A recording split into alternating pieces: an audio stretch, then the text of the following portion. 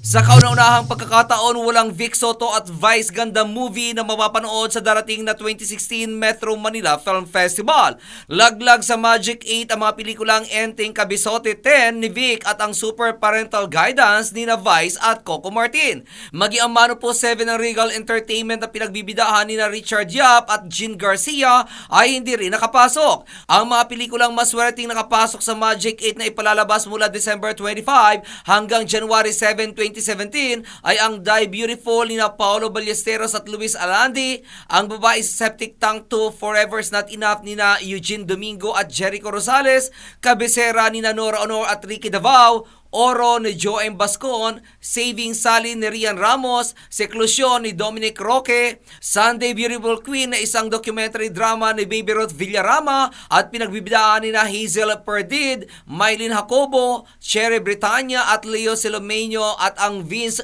Kat and James ni na Julia Barreto, Joshua Garcia at Ronnie Alonte. Ang mga napili ay pinagbasehan sa story, audience appeal, overall impact na may 40%, cinematic attributes and technical excellence na may 40%, global appeal na may 10%, at Filipino sensibility na may 10%. At yan, aking balita, ako naman si RH43 Rocky, ang inyong kaliga sa mundo ng showbiz!